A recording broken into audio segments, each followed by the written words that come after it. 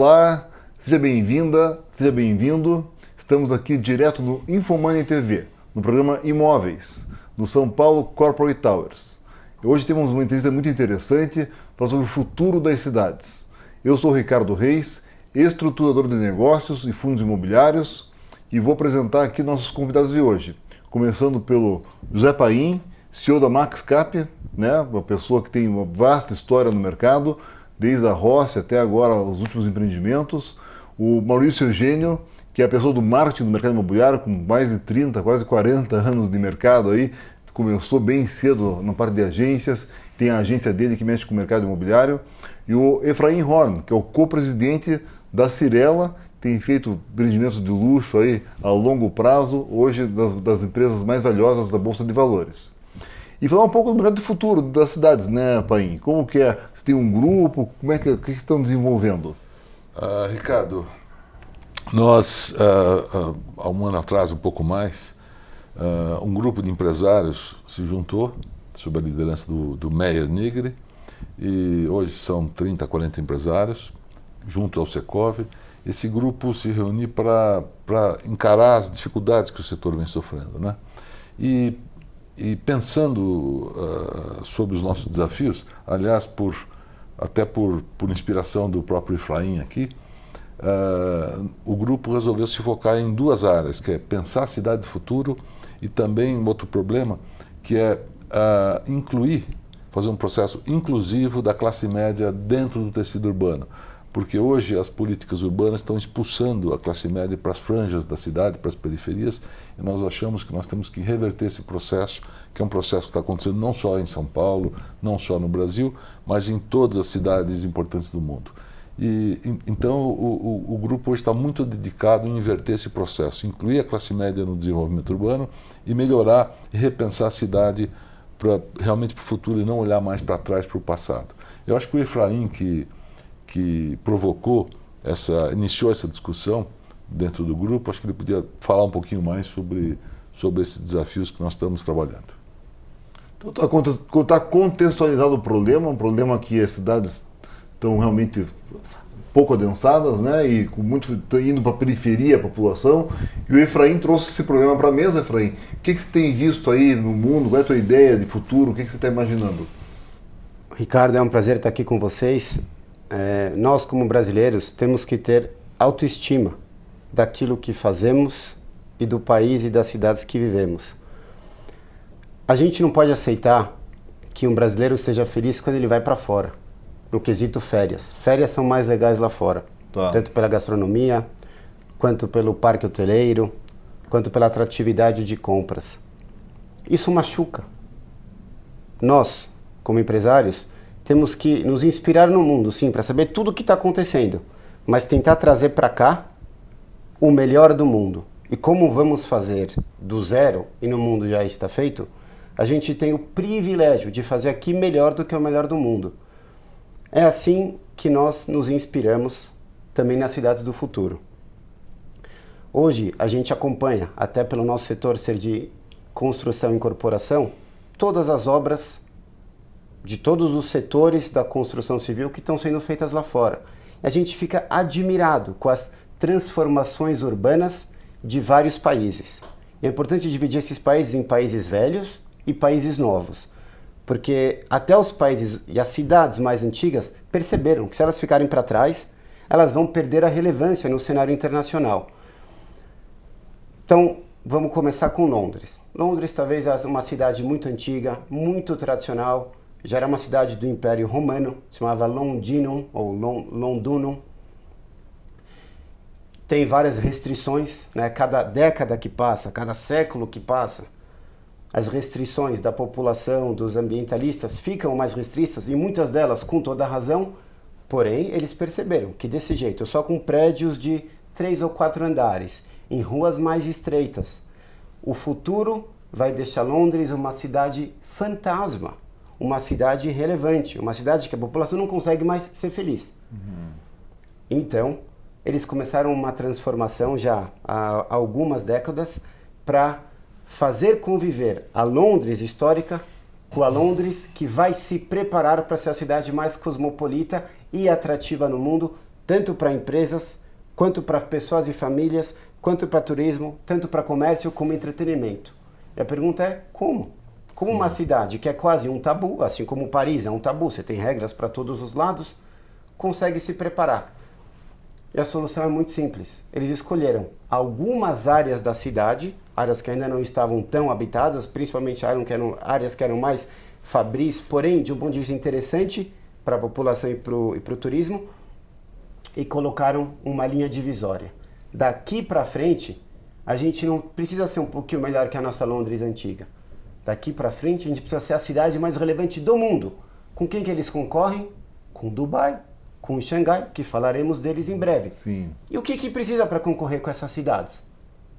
Se você precisa colocar equipamentos, tanto de escritórios, como de residências, como de entretenimento, como de hotelaria, como de passeios, que tornam a experiência londrina de viver e conhecer algo incrível. Não à toa, eles colocaram aquele olho mágico à beira do rio, para que as pessoas queiram ver a Londres Velha e a Londres Nova ao mesmo tempo. Tem empreendimentos comerciais.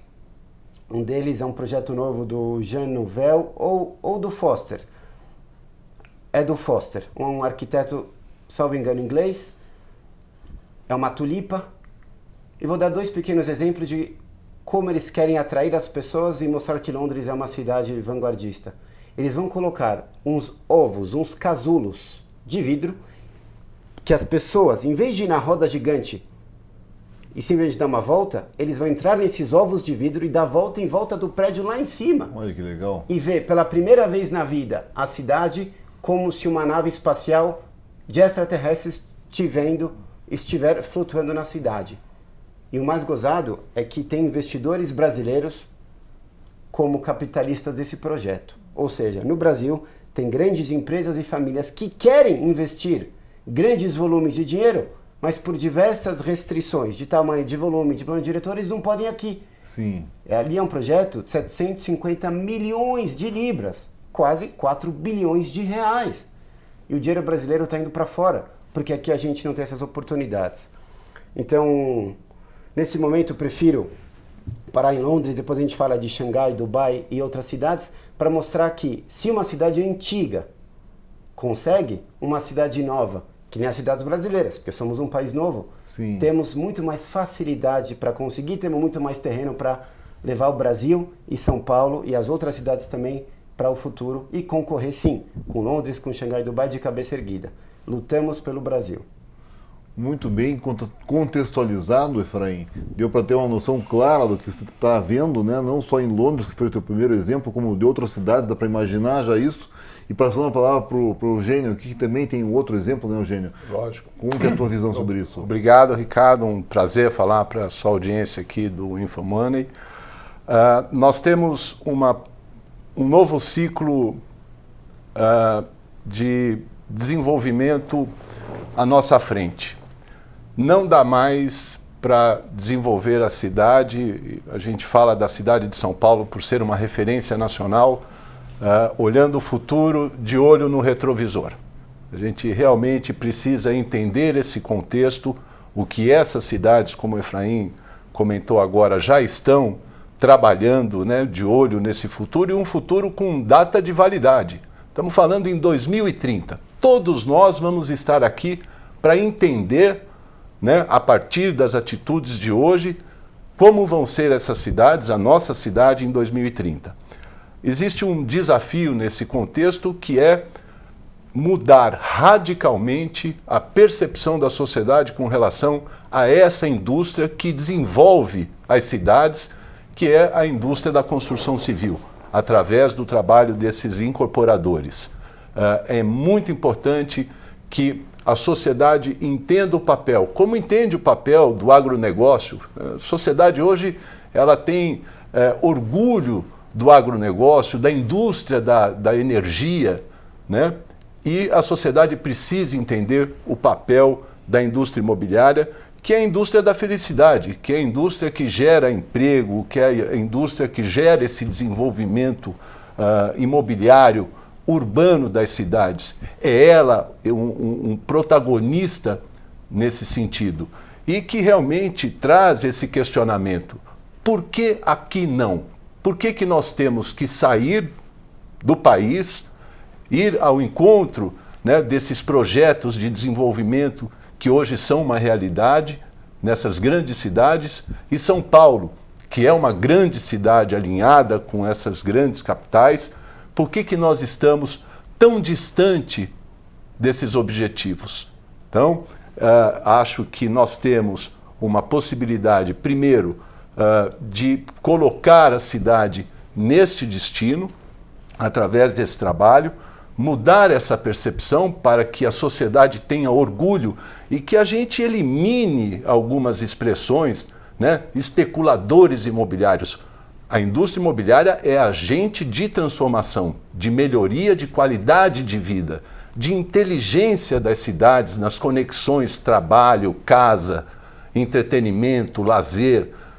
É hora de nós realmente entendermos essa dinâmica, deixar de ser os vilões, né? Eu sempre brinco, se a gente olhar os vilões de todas as telenovelas, todos são da indústria imobiliária.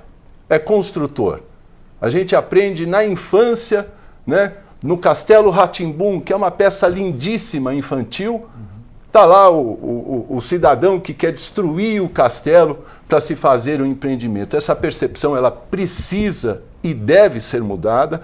A sociedade precisa entender a relevância, a importância dessa indústria para nós termos essa modernidade trabalhando e agindo a favor da sociedade. Então, é um momento muito especial de organização, de entendimento, para um debate muito eficiente e prático, porque 2030 é logo aí, é um pulo. Sim. A gente já vai chegar já lá e queremos ver uma cidade e ter esse orgulho, né?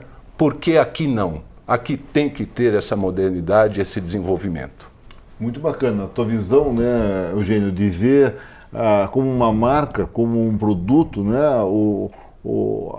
a imagem do incorporador positiva.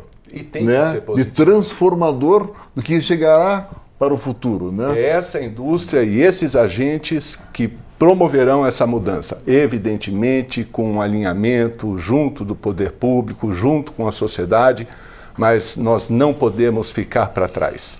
Legal. Uma cidade como São Paulo e outras tantas cidades importantes no Brasil precisam realmente de um novo pacto, esse pacto com o futuro, porque isso vai mexer demais com a qualidade de vida das pessoas, o desenvolvimento das cidades, entendendo que a gente tem nesses próximos 10 anos uma explosão, né, em termos de habitantes nesses centros urbanos. Mobilidade, como se vive, tudo está mudando. Não dá mais para a gente olhar referências passadas com essa revolução de comportamento que existe. E nessa revolução de comportamento, tudo mudou. A forma como se pede comida, como se ouve música, como se anda de carro, mas a relação da pessoa com a sua casa, a necessidade de ter o seu lar, até as novíssimas gerações não abrem mão.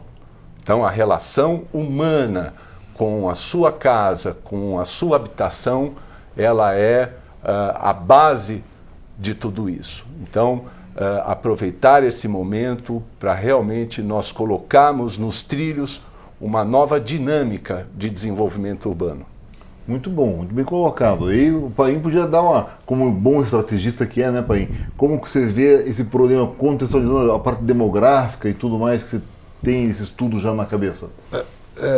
Eu acho que o grande desafio, talvez o principal desafio que nós vamos enfrentar nesses próximos 10 anos é evitar, se a gente conseguir, o que está acontecendo no mundo inteiro, né? Recentemente, em abril desse ano, a OCDE, que é a organização dos 30 maiores países do mundo, 30 mais desenvolvidos, os desenvolvidos e os em desenvolvimento mais adiantados, eles publicaram um estudo sobre classe média. O estudo chama-se o esmagamento da classe média, né? Tá. Então, esse estudo da OCDE é muito interessante, talvez 150 páginas, merece ser lido, porque ele demonstra que a classe média, que é o motor desses países, da sociedade, porque ela quem paga imposto, ela quem gera o desenvolvimento econômico, ela quem consegue fazer com que o país cresça, gera consumo, gera tudo na sociedade, ela está sendo esmagada, né? E nesse estudo é muito interessante porque quando você olha os itens de consumo dessa sociedade nos últimos 20 anos, mostra que os salários subiram em torno de 25%, mas o item de saúde, de educação, de automóvel, de lazer, de uma série de itens, mais ou menos acompanham o salário. Agora, a habitação, ela subiu, enquanto o salário sobe cerca de 25%, a habitação subiu 100%. Então, o grande vilão desse esmagamento que a classe média vem sofrendo nesses 30 países, o grupo que o Brasil está querendo fazer parte agora, vai entrar na OCDE, o grande vilão é a habitação, porque ela fez com que a classe média não consiga mais viver ou morar no centro dessas cidades. Ela está sendo expulsa para lugares mais longe, né? E de espaço menor, ela está morando pior, menor e mais longe, em todas as cidades. Então esse é o grande problema da classe média, chama-se habitação. Recentemente, talvez 3 semanas atrás ou 4, saiu no estado de São Paulo uma reportagem muito interessante também, dizendo que Paris, Amsterdã, Madrid e mais uma cidade, Berlim, estavam tabelando os aluguéis, ou seja, passaram a ser tabelados. Se você morar em Paris, em determinado bairro, você só pode cobrar, se você tiver um apartamento, você só pode cobrar X euro metro quadrado, não pode cobrar mais do que aquilo. Se cobrar mais, você recebe multas pesadíssimas da coletividade, né?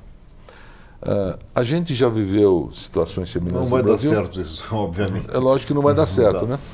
Mas essa é a tentativa desesperada.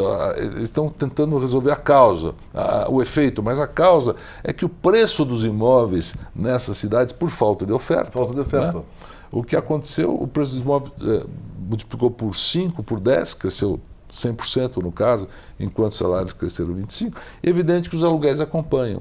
Sim. Então o proprietário não vai alugar, ele vai preferir vender o imóvel do que ficar alugando por um preço que seja muito inferior às outras aplicações financeiras. Então isso não vai funcionar. Mas isso tudo mostra que morar, quer dizer, a classe média não consegue morar mais em Londres, nem em Paris, nem em Amsterdã, nas cidades, porque o salário está muito longe do preço, seja de locação ou seja de aquisição disso aí. E nós temos que evitar, porque isso vai acontecer inexoravelmente em São Paulo, vai acontecer no Brasil, mas nós podemos retardar ou, quem sabe, melhorar muito esse processo, né? Aliás, já está acontecendo isso na cidade de São Paulo há algumas décadas, né? Vamos ver esses mapas demográficos que eu trouxe, bem, só para poder mostrar para o pessoal do que está falando na prática, né? Entrar aqui. Matheus, puder mostrar para nós, por gentileza, deixa eu voltar aqui só um pouquinho. Então, aqui é o mapa da cidade de São Paulo e quanto mais vermelho, mais denso é o bairro. Então são vários bairros, né? Pode explicar, Paim, o que você está vendo aqui? Esse mapa é muito interessante, porque ele mostra que na região central ali de São Paulo tem um vermelho escuro, né? Sim. Região central de São Paulo, Itassé, República, Liberdade, Perdizes, Santa Cecília, esses 5 bairros que estão ali, eram os bairros tradicionalmente mais densos de São Paulo, porque a legislação antiga, né, se permitia construir muito. Denso é habitante por metro quadrado. Por metro quadrado. Tá. Mas vou dar um exemplo. Por exemplo, o Copan, que é um edifício que todo mundo gosta, o pessoal, os arquitetos adoram, o pessoal até de esquerda gosta muito, acho que o Copan é um ícone de projeto do Niemeyer em São Paulo. O Copan tem um índice de construção de 25 vezes a área do terreno. Né? Então você tem 1.000 metros, vai fazer 25 metros de Exatamente. prédio. E hoje o normal é 1 ou 2. 2. Em São Paulo, a média é 2. Tá. 2 vezes a área de São Paulo. Assim mesmo, muitas vezes tem que comprar coeficiente para chegar a 2. Tá. Então, até tem um estudo interessante que eu vi. Se você tirar o Copan e colocar aproveitamento de hoje, você, para fazer a área construída do Copan, você precisava fazer uns 40 predinhos e praticamente ocupava todo o centro de São Paulo. Ficava muito ruim, né, em relação ao que era permitido no passado. Mas mapa aqui, daí... voltando ao ponto, Tá. quer dizer, essa cidade onde o desenvolvimento de maneira ordenada e planejada foi feita com mais adensamento na região central, devido à legislação que é elitista, que foi implementada, os planos diretores, que baixaram o aproveitamento nas demais regiões de São Paulo, o que acontece?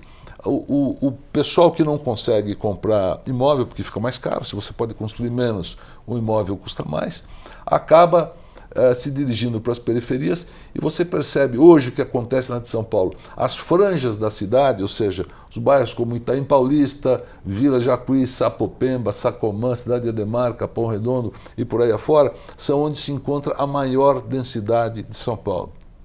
Aí vamos mostrar Sapopemba, o que é essa densidade. Só um minutinho. Isso é inacreditável, porque você pega, por exemplo, Itaim Bibi, né? Tem 9.000 habitantes por quilômetro quadrado. Moema tem 9.000 também. Cidade de São Paulo inteiro tem 7.000 habitantes por quilômetro quadrado, que é razoável, quer dizer, é compatível com São Paulo. Agora, Itaim Paulista, que está no fim da cidade... Aqui em cima, aqui, ó, o vermelho 30, roxo, 40 aqui em cima, à direita. Exatamente. Itaim Paulista tem 18.000 habitantes, ou seja, tem o dobro da densidade de Itaim Bibi. O dobro da densidade de Moema. Moema só tem 9.000, Itaim Paulista tem 18.000. E bairros como Sapopemba ou Cidade Ademar tem 22. Que é isso aqui, ó.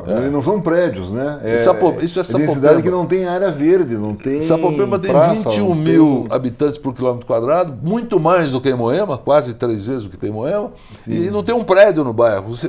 Essa é uma foto, por acaso, de Sapopemba, e você percebe que são casas amontoadas, umas em cima das outras, onde se constrói praticamente em todo o terreno, com puxadinhos, com anexos, com tudo mais. Né?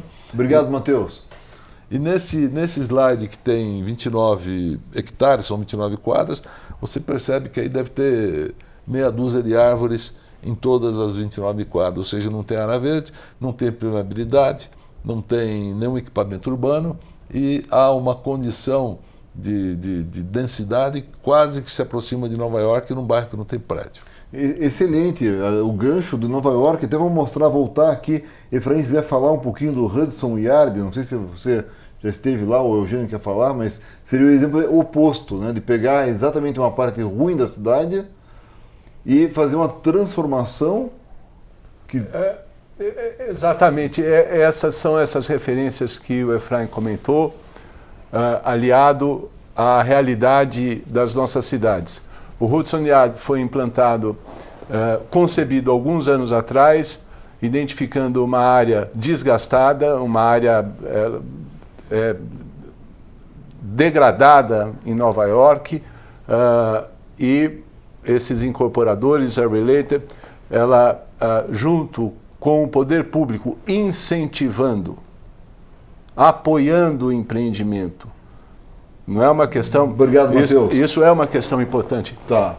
É uma ideia de um grande projeto que vai mudar toda uma área, que vai revitalizar uma área, que junto com a mobilidade, porque ela foi implantada numa estação antiga de metrô, né? Um pátio de manobras. Um pátio de manobras, então criou-se uma nova estação. O incrível é que a torre residencial, com centenas de unidades, não tem vaga de garagem, porque a cultura do nova-iorquino já está adaptada, à mobilidade então, de outros meios, né? Não estou dizendo que isso se aplique a São Paulo, quer dizer, nós ainda temos uma relação que vai mudar, né? Essa nossa relação, a cidade preparada para o automóvel. Nós temos que, nessa cidade do futuro, entender que ela não pode mais ser planejada para o automóvel, né? A sociedade hoje busca outras opções de mobilidade, e isso a gente sente no dia a dia, né, de São Paulo, por exemplo, seja com patinete, bicicleta, outras possibilidades. E o Hudson Yard é um empreendimento hoje que virou um ícone de visitação. Nesses poucos meses, mais de 7 milhões de pessoas, muitos nova-iorquinos, foram lá homenagear, né, essa iniciativa, um projeto de arquitetura moderna que integra comércio, escritórios, entretenimento, teatro, cinema, restaurantes, empresas que ocupam esse lugar e moradores. né? Então, esse é um modelo interessante que a gente fica se questionando, né? Como que São Paulo ainda não tem projetos nessa dimensão? E é difícil, não é a minha área é o marketing, mas eu vejo a luta desses incorporadores com projetos dessa magnitude na questão de legislação, de aprovações, e depois de aprovado ainda as questões junto ao Ministério Público, as coisas não andam, não acontecem, a cidade parece que cria uma inimizade com esse tipo de projeto. É isso que tem que mudar. É essa visão do nós contra eles, né, do incorporador, especulador, né, o interesse da cidade nesse tipo de desenvolvimento. A gente tem uma série de operações urbanas importantes da cidade que não andam, que não evoluem, que demora. O nosso processo legislativo ele é lento nessas avaliações, né, as discussões sobre plano diretor. Eu acho que a gente precisa de um divisor de águas, né? Enquanto a gente vê Hudson Yard, a gente vê Londres, a gente vê Paris com projetos, Xangai, tantos outros, São Paulo precisa entrar nesse cenário, né, de futuro para a gente poder se orgulhar, né, do nosso desenvolvimento. Excelente, né? Eugênio. Obrigado. Efraim, você tem viajado, é uma das grandes incorporadoras, passa por todos esses problemas que o Eugênio tão bem colocou e que o Paim também já tinha contextualizado. Como é que você vê que pode ser mudado isso? Quais são os bons exemplos e como que mudou esse divisor de águas em outras cidades? Aproveitando a oportunidade, queria dar um passo para trás, talvez de 150 anos, para que a gente entenda a questão com ponto de vista holístico. Qual a relevância do parque físico, da estrutura para o desenvolvimento e avanço da sociedade? Vamos imaginar na Revolução Industrial. Imagina que não podia se fazer um galpão ou uma fábrica. Não podia destruir nenhuma casinha e nem tirar o campo. Todo mundo tinha que trabalhar dos ambientes já existentes, da infraestrutura real da época. Como é que seria a fábrica de carro? Em vez de ter uma linha de montagem, que um carro sai, ou que saem 200 carros por dia, ia levar talvez 2 anos para sair um carro, porque você montava um pouquinho em um quarto da tua casa, saía da tua casa, você ia pro vizinho, ó, tá aqui a minha parte, o que ia acontecer com o carro? E custava muito mais caro. Ia levar 10 anos para montar um carro, ia custar muito mais caro, não ia conseguir contratar mais pessoas, porque ia ser um business de fracasso. Então, seria um conceito genial de transportes, que ia gerar muito emprego, ia criar grandes marcas, para uma ideia que ia ser engavetada provavelmente no tempo. Então, isso aqui é um pequeno exemplo que o parque estrutural, né, a geografia física da empresa, ela é necessária para que as ideias cresçam no tempo. Nova York. Nova York talvez foi por 100 anos a cidade mais relevante do mundo do ponto de vista financeiro. Aí, talvez nos últimos anos, Londres chegou lá e talvez até passou um pouquinho. Por que Nova York conseguiu? Parte da resposta é pela mentalidade e cultura do país, ok, que não à toa é anglo-saxã que nem Londres, mas também porque eles foram pioneiros há 100 anos para fazer um parque físico, uma estrutura social que as pessoas pudessem trabalhar, conviver, comprar e estudar junto. Daí que se fez Manhattan. Há 100 anos já existia o Empire State Building, que era um prédio com mais de 100 andares que até hoje no Brasil não tem. Em quanto tempo foi feito o Empire State Building? Há 100 anos. Em 2 anos. 13 meses. Em 13 meses. Então, como que há um século atrás... Que vale 2 bilhões de dólares hoje.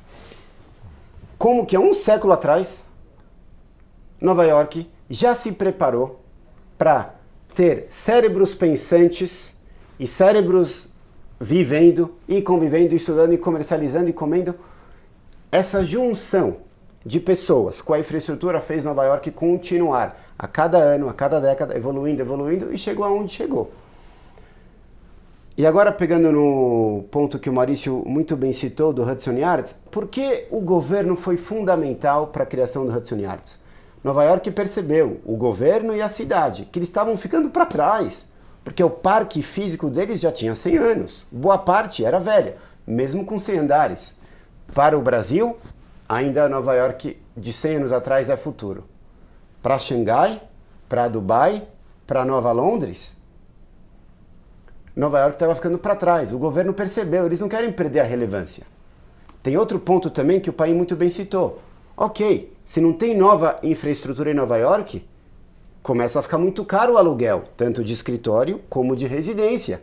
As pessoas têm que pegar 1 hora de metrô, ali tem metrô para tudo, mas tem que pegar 1 hora de metrô, 2 horas de metrô, a população começa a ter uma involução. Então o governo foi fundamental, junto com o setor privado, para falar não, temos que fazer a Nova York dos próximos 100 anos. E pegou, é só um exemplo que o Maurício citou, um pátio que os vagões de trem e metrô dormiam para construir a referência da Nova York do futuro. E o que quer dizer referência da Nova York do futuro? Ali era um lado que estava abandonado. Ali era um terreno que o governo vendeu ar para a população. Porque embaixo os metrôs continuam lá dormindo. Então o governo encontrou um jeito de fazer a Nova York do futuro, vendendo ar. É ótimo para o governo e é ótimo para a população que agora tem uma área revitalizada, com mais escritórios e moradias e comércio, ou seja, os aluguéis caem, tanto de residência como de moradia, e eles colocaram ali como mensagem para o futuro a maior e mais cara escultura de todos os tempos. Essa escada que nós vimos na imagem, se possível vale até a pena vamos voltar aqui. Essa aí tá em primeiro que ela custa... Tirei aqui, só um pouquinho. Matheus, quer voltar aqui para essa aqui, né? Isso. Exatamente essa. Essa escultura, ela custa 200 milhões de dólares. E o que ela faz? Ela faz com que todo mundo suba a pé nela, Sim. sinta que está indo para cima e para frente para o futuro. Olha que legal. Eles vão ter uma visão do rio Hudson, de um Sim. novo ângulo, vão ver Nova Jersey, e aí a gente vai voltar em outro ponto. Pode voltar, Matheus. Obrigado. O que um ícone faz na cidade? Qual é o impacto, qual é a força de um objeto icônico, de uma arquitetura icônica? Ela passa a ser o benchmark como mínimo. Por exemplo, Dubai era areia, certo? Sim. Em volta de Dubai, por quilômetros e quilômetros e quilômetros, se alguém pegar um carro ou um camelo, só vai achar areia. Tá. Eles colocaram ali um hotel que parecia um barco à vela, Sim. Burj Al Arab, e fizeram no mar algumas ilhas, Sim, e uma palmeira. palmeira em forma de ilha e o mundo em forma de ilha. Quantos turistas Dubai recebeu para visitar somente essa palmeira e somente esse hotel? Que foi o começo, né, Efraim? Assim começou. Então, você está confirmando, Sim. com um sorriso na cara, porque um ícone é gostoso e contagia, Sim. que Dubai fez 2 ícones que não existiam no mundo, que nem falamos no começo, olharam para o mundo, se inspiraram em tudo que tem e fizeram melhor. E eles atraem dezenas de milhões de turistas por ano. O aeroporto de Dubai hoje faz com que 120 milhões de pessoas passem por ali. Eles se prepararam para o futuro. E o que acontece com o resto da cidade quando ela tem ícones claros?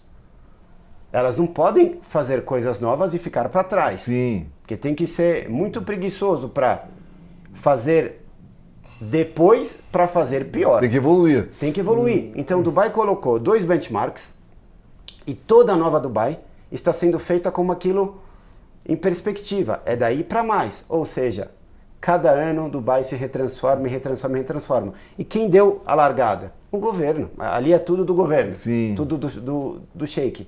Então, que nem Nova York, no caso do Hudson Yards, e o que o governo está ajudando também em Nova York, no bairro do Brooklyn, que era um bairro um pouco decadente, chamado Dumbo Area. Ali está ficando a nova Nova York, a nova Vila Madalena de São Paulo, o lugar dos jovens, o lugar dos descolados, porque Manhattan tem o quê do mundo financeiro. Sim.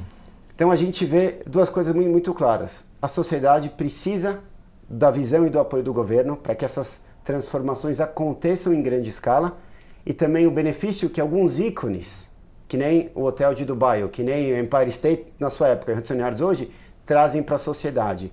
Elas valorizam todo o entorno, fazem com que os salários subam e permitam com que ideias e tecnologias de empresas tenham uma nova infraestrutura física para se preparar para o futuro, para serem empresas do futuro. Que nem na época da Revolução Industrial se precisou de um novo parque físico. E por último, a oportunidade é agora de São Paulo, que a sociedade, as empresas e o governo se unam, deem as mãos para escolher algumas áreas um pouco degradadas, um pouco abandonadas, deixadas de lado em São Paulo, que a gente consiga fazer um modelo de cidade do futuro, que a gente não tenha que se inspirar lá fora para falar o futuro está ali e quem sabe chegaremos lá em 50 anos.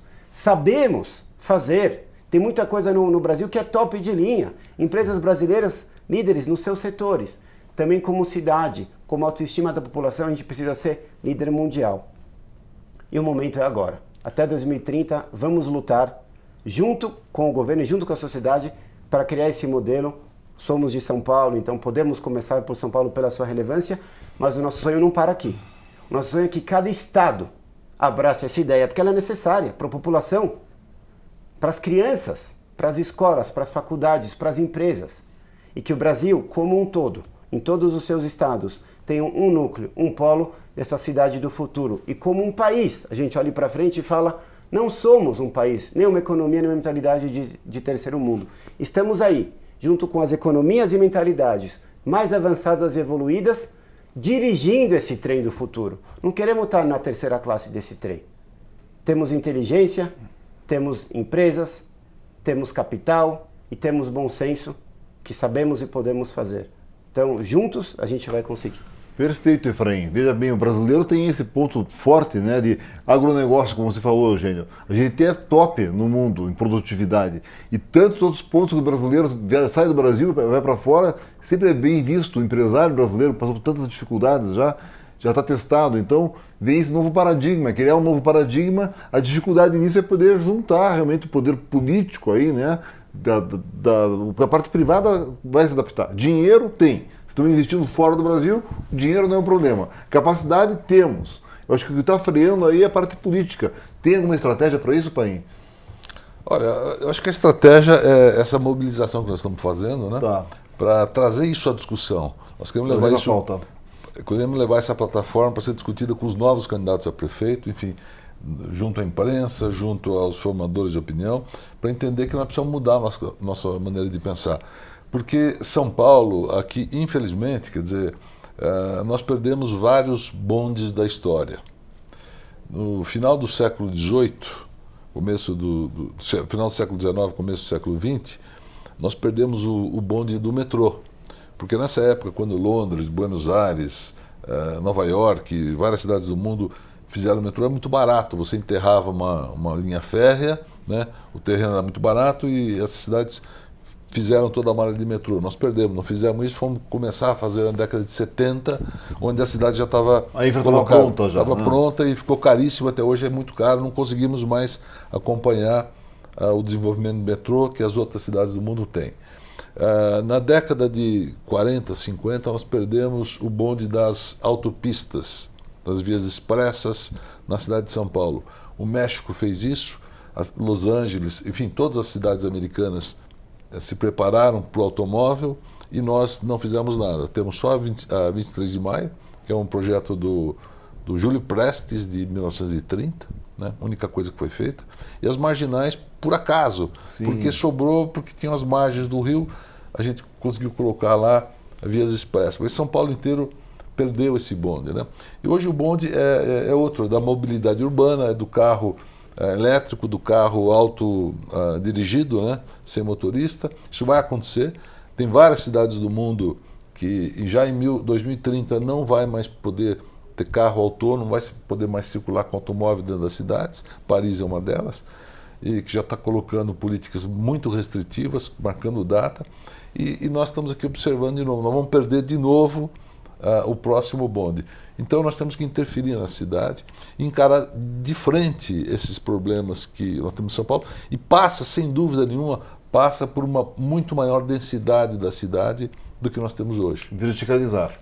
Mas é evidente, porque se você compara São Paulo, hoje tem 7 habitantes por quilômetro quadrado, São Paulo, cidade de São Paulo, né?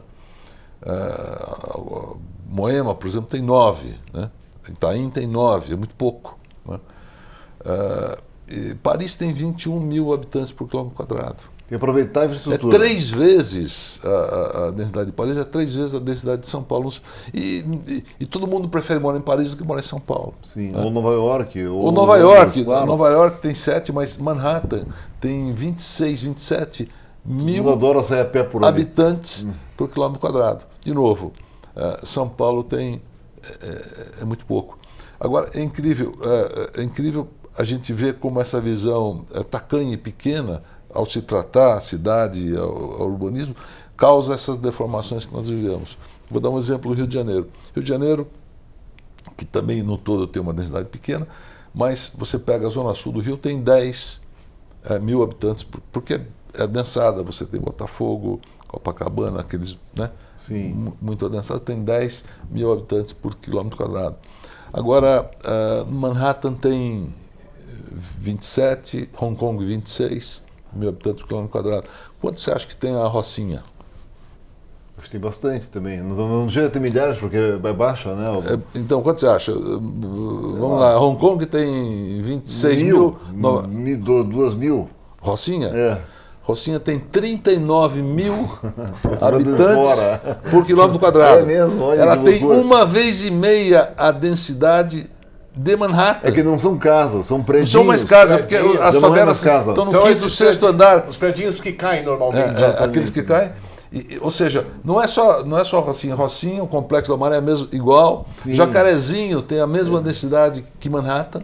As favelas de Jacarezinho. Então nós estamos produzindo, quer dizer, essa política de querer abafar o desenvolvimento imobiliário formal. Né? Você joga para fora. Porque o político é contra o desenvolvimento imobiliário feito por empresas que pagam imposto, que fazem direitinho com respeito às leis. E ele permite com que a cidade cresça de maneira informal, numa densidade muito pior do que os bairros onde as empresas operam. Muito pior que a Zona Sul no Rio, muito pior do que a Zona Sul de São Paulo, do que Itaim, do que Moema e tudo, está acontecendo nos bairros da periferia, com a aquiescência do poder público, quer dizer, está lavando as mãos e deixando com que se criem esses guetos, que são guetos onde não há a densidade, é um amontoado de gente, como aquela foto do Sacomã, está se criando. Então nós precisamos parar com isso. Enquanto São Paulo está mandando a população para suas franjas, vivendo em situação de amontoado, né, sem nenhum planejamento, porque aquelas casas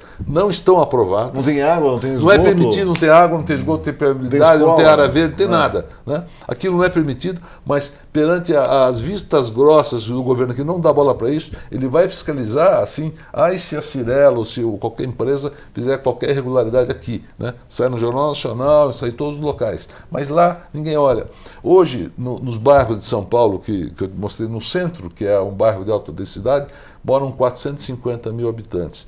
Nas franjas de altíssima densidade, mais do que o centro, moram 2 milhões e 200 mil habitantes em bairros de altíssima densidade que não tem prédios.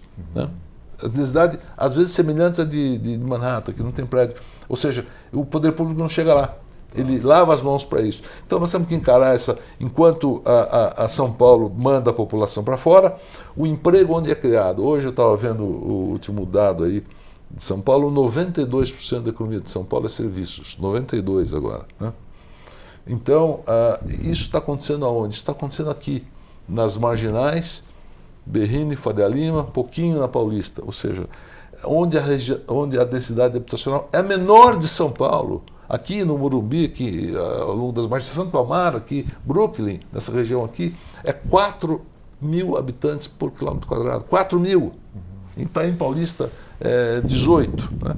Então nós estamos criando vazios urbanos de gente aqui, mandando o pessoal para a periferia, e os empregos estão aqui. É uma loucura. Isso tem impacto gigante em infraestrutura urbana, porque não temos dinheiro para mandar ônibus, corredores e metrô, não temos dinheiro para buscar esse pessoal e trazer para cá. Cria milhares de automóveis nas avenidas, congestionando a cidade, poluindo o ar, quer dizer, todo o impacto ambiental. Por quê? Por uma visão obtusa e por nós não encararmos a realidade. Nós temos sim que provocar um adensamento, trazer a classe média para cá, onde está o emprego. Hoje você tem 7,5 km, 7 km de marginal que vai ser despoluída pelo Dória, né, em 2, 3 anos.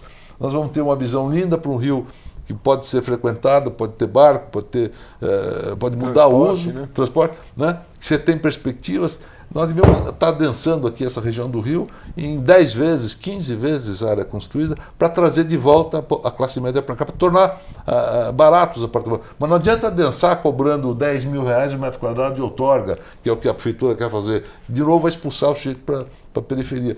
Tem que adensar e sem outorga, um preço muito baixo para permitir com que a classe média volte a habitar a cidade. Hoje nós estamos fazendo o que o mundo inteiro está fazendo, Paris, Londres, etc.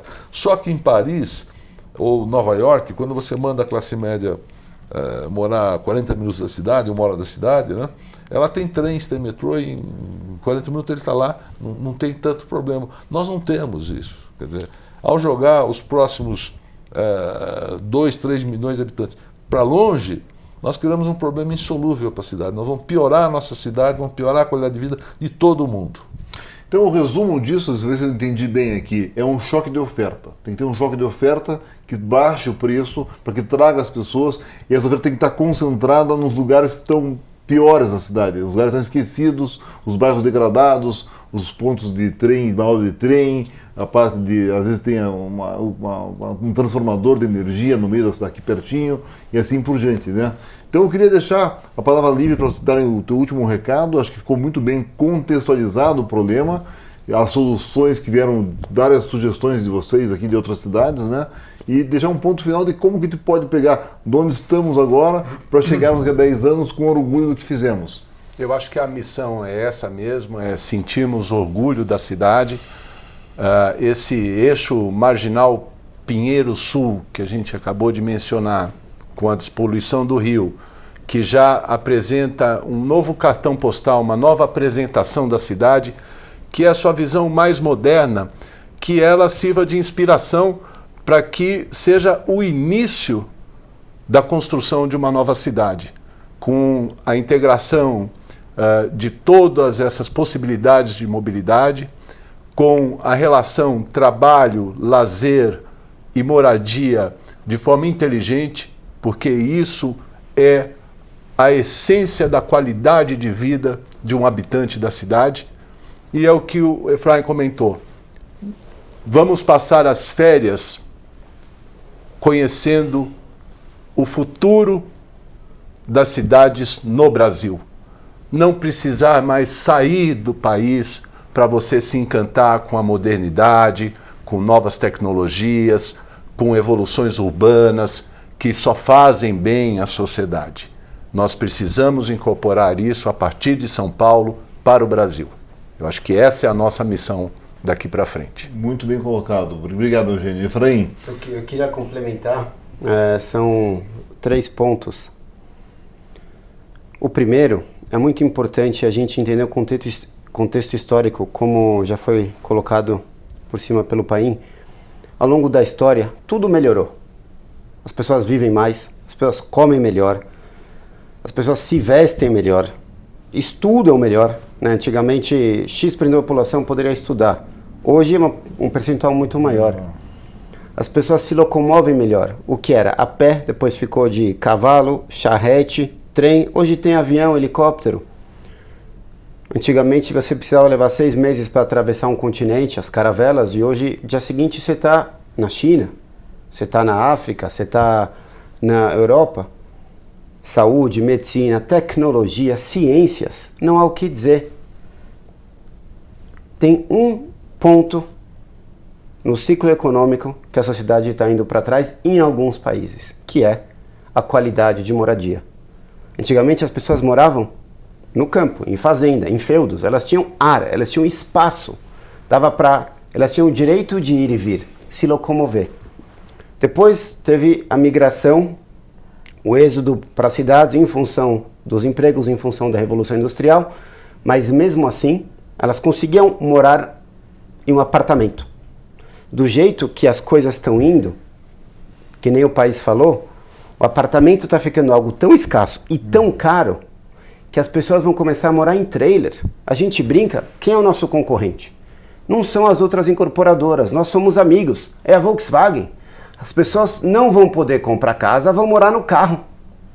Já estão morando em trailer, em estúdios, e o próximo passo é o carro. O próximo passo é dividir o carro com outras famílias. Só tem um jeito disso mudar. Se, que nem falamos, criarmos um modelo de uma cidade que está preparada para o futuro, para não afastar a classe média, para incluir a classe média, que eles venham morar perto dos empregos. Então, para isso, A gente tem que ter um modelo de cidade do futuro onde tenha muitos empregos e moradias baratas. Esse grupo tem 2 objetivos: ajudar o Brasil e São Paulo a ter um modelo de cidade do futuro, que tem que ter escolas junto com laboratórios de startups e tecnologia, junto com as empresas, para que saiam ideias, se pluguem nas empresas, gerem empregos de ponta. E esse parque físico, essa infraestrutura, também seja um modelo para duelar com os melhores modelos de cidade do futuro de Londres, Dubai, China, a Nova Cairo, Istambul, o que for. Porém, também trazer a classe média de volta para a cidade. Não dá. Hoje as pessoas vão 2 horas para chegar em casa e não é que elas moram em um lugar mais tranquilo, não é que elas vão em busca da paz. Elas voltam para um lugar mais adensado, menos sustentável. Então, juntando os 2 objetivos, incluir a classe média com um modelo de sustentabilidade para o futuro, escolhendo 1 ou 2 lugares em São Paulo, onde tudo ali é energia sustentável. Não tem nada de energia do parque físico da São Paulo Antigo. Ali tem escolas públicas e privadas, com faculdade, com startups, com uma pequena célula de mentalidade Vale do Silício, em empresas e muitas moradias baratas, com arquitetura de ponta, que quebre as regras da São Paulo Antiga, que se inspira em 2100. Temos um modelo, que nem o Maurício falou, o futuro está aqui e a gente quer fazer parte dele. Quem quer estar fora? Excelente, Efraim, muito bem colocado. E a última palavra aqui, o último recado com você, Paim. Obrigado. Eu acho que só para talvez costurar tudo que já foi tão bem falado pelo Efraim como o Maurício, eu acho que esse desafio, quer dizer, de criar o futuro, né, mas que esse futuro seja inclusivo, porque nós não queremos criar obras faraônicas aqui, ou como Dubai, ou Nova York, ou Xangai, que não tem a ver com a nossa cidade, né? Eu acho que é importante que elas sejam inclusivas, mas dentro desse processo de eventualmente maior adensamento, quer dizer, de incluir a classe média e ter preço para a classe média poder comprar um apartamento centralizado, a gente acha que é importante a liberdade de criar, ou seja, de desenhar, do incorporador poder fazer projetos de magnitude maior, né, que caibam mais liberdade para desenho, para conceito, para uma coisa toda, porque eu acho que o incorporador, o desenvolvedor imobiliário, ele é mais competente do que o funcionário burocrata, né? E o nosso passado demonstra isso. Acho que o que aconteceu em São Paulo, no Rio, em boa parte das cidades brasileiras, não é obra do acaso, não é obra de governos errados, presidente da República, que são de esquerda ou de direita. Acho que não tem nada a ver com isso, ou com educação, com nada disso. Tem a ver com políticas urbanas equivocadas, na maior parte das vezes, que aconteceram aqui. Nós precisamos mudar isso. Excelente, acho que agradecer a todos vocês. Eu sou do mercado, mas a minha visão mudou completamente. Espero que quem está nos assistindo aqui tenha participado disso, né? E que seja um dos marcos desse grupo tão importante que vocês montaram. Estão representando aqui 3 cabeças privilegiadas, obviamente, né? De mudar o paradigma da realidade que estamos hoje ficando para trás, como também vocês colocaram, para a gente poder alcançar e passar com a nossa visão do brasileiro, né, levando ao futuro as cidades que hoje estão aí e que a gente possa ficar orgulhoso de onde moramos, de onde trabalhamos, de onde passamos nossas vidas. Muito obrigado de verdade a todos vocês, a todo o grupo de vocês. Espero que vocês possam voltar aqui trazendo essas novidades e acompanhando isso, e que a gente consiga, de pouquinho em pouquinho, mudando aí a visão de todo o mercado, da parte pública em especial, para que abra esses bolsões novos aí de oportunidades e de uma oferta maior para baixar o preço e trazer a integração na classe média. Muito obrigado, pessoal. Até a próxima. Obrigado, Ricardo. Prazer. Te agradece a vocês. Esses 3 cabeças privilegiadas fazem parte do nosso corpo do MBA em Real Estate, do IBMEC presencial. Começa ano que vem, em fevereiro. Pessoas com esse calibre de cabeça e de visão que vão poder nos instruir aí nesse MBA, que é 1 ano e meio, aqui em São Paulo, presencial. Então, quem quiser pegar mais informações é rr28@me.com. A gente agradece demais a tua presença, a tua participação conosco aqui e que distribuam essa informação para mais pessoas. Muito obrigado e até a próxima.